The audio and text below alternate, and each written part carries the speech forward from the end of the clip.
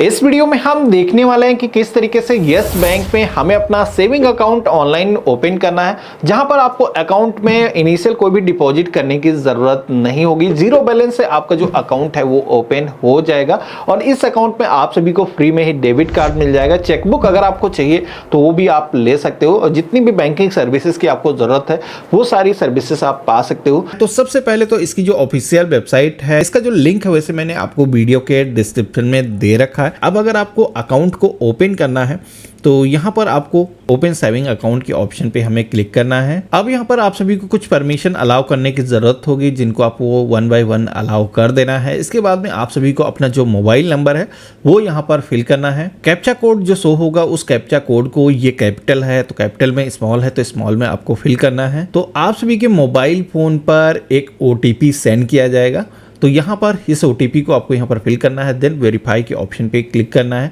इसके बाद में अगला जो पेज है वो मिलता है ईमेल एड्रेस का, जहाँ पर आपको अपनी जो जीमेल ID है वो यहाँ पर फिल करना है और वेरीफाई ईमेल के ऑप्शन पे हमें क्लिक करना है। तो अब हमने यहाँ पर जो अपनी जीमेल ID फिल किया है उस पर भी एक वन टाइम पासवर्ड सेंड किया जाएगा आपकी ईमेल ID को कम्युनिकेशन के लिए जोड़ने के लिए। तो आपको मेल चेक करना है, आपको OTP आ चुका होगा, उसको आपको यहाँ पर फिल करना है। तो आप सभी को यहाँ पर अब आधार के थ्रू eKYC करने का जो पेज है वो आ जाता है, जिसपे कि हम eKYC ऑनलाइन ही कर पाएंगे, ब्रांच हमें विजिट करने की ज़रूरत नहीं होगी। तो यहाँ पर हमें अपना 12 डिजिट का जो आधार नंबर है उसको फिल करना है। UIDAI की जो भी टर्म एंड कंडीशंस हैं उनको यहाँ पर एक्सेप्ट करना है। देन यहाँ पर वेरीफाई के ऑप्शन पे आपको क्लिक करना होगा। अब जैसे हमने इतना किया है तो हमारे मोबाइल फ़ोन पर अगेन एक आधार की तरफ से OTP रिसीव होगा, जो कि आपका आधार से जो भी मोबाइल नंबर लिंक है उस पर रिसीव होगा, वो आपको यहाँ पर फिल करना है। नेक्स्ट जो पेज आता है वो आता है पैन का, जहाँ पर हमें अपना जो पैन नंबर है वो कैपिटल लेटर्स में कुछ इस तरीके से यहाँ पर फिल करना है। तो यहाँ पर आप सभी के सामने डिक्लेरेशन का जो पेज है वो आ जाता है, जिसमें कि सारी ही टर्म एंड कंडीशंस को आपको केयरफुल होकर के रीड कर लेना है और आगे बढ़ने के लिए यहाँ पर नेक्स्ट का जो ऑप्शन दिया गया है इस पे हमें क्लिक करना है। तो अब आप देखोगे कि फॉर्म का जो एक स्टेज है वो पूरी तरीके से कंप्लीट हो चुका है। तो अब आप सभी के सामने अगला जो पेज है वो आता है KYC टाइप का, जिसमें कि हम फुल KYC करने वाले हैं।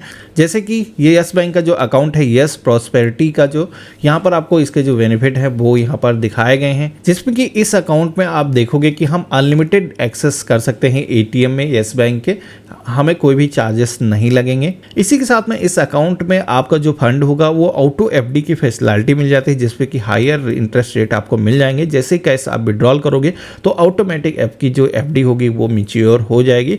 तो हमें यहाँ पर प्रोसीड के ऑप्शन पे क्लिक करना है। देन ओके के ऑप्शन पे यहाँ पर हमें क्लिक करना है। देन आप सभी लोग देखोगे कि यहाँ पर आधार कार्ड पर जो भी आपकी डिटेल्स मौजूद थी वो डिटेल्स यहाँ पर फेच होकर के आ चुकी हैं। यहाँ पर मोस्टली इंफॉर्मेशन आपको फिल करने की ज़रूरत नहीं है। जो भी यहाँ पर ब्लैंक्स है जिनमें इंफॉर्मेशन ऑटोमेटिक फेच नहीं हुई या फिर आधार कार्ड पर हमारे मौजूद नहीं थी, वही केवल हमें फिल करना है। तो यहाँ पर हमें नेक्स्ट करना है। तो अब हमें यहाँ पर मदर का जो नेम है, जैसे कि हमारे आधार पर नहीं होता है, तो वो यहाँ पर हमें फिल करना है। फादर का जो नेम है वो पहले से ही फिल है। प्लेस ऑफ बर्थ के सेक्शन में आना है, जहां पर भी आपका जन्म हुआ है उस स्थान का जो नेम है वो टाइप करना है।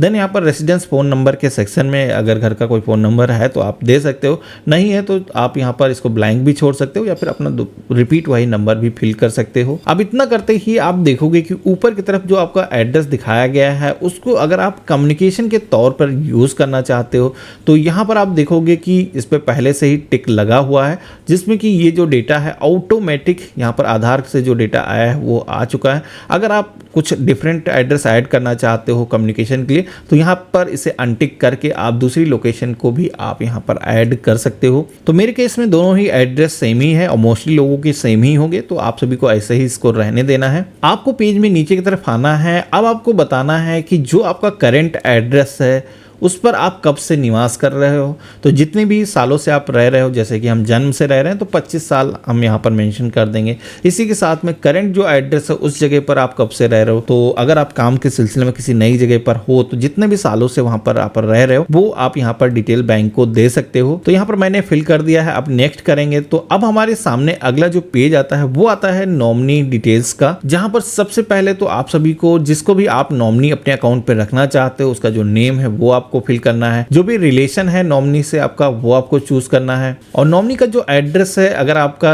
एड्रेस सेम ही है तो यहाँ पर सेम का ऑप्शन आपको दिया गया है, क्लिक करोगे तो ऑटोमेटिक आपका जो एड्रेस है वो नॉमिनी के एड्रेस के सेक्शन में भी आ जाएगा। तो यहाँ पर अगर आप नॉमिनी की डिटेल्स अभी नहीं ऐड करना चाहते हो, आप चाहते हो अकाउंट आपका ओपन हो जाए, ये डिटेल्स बाद में भी आप ऐड कर पाओ तो कर सकते हो।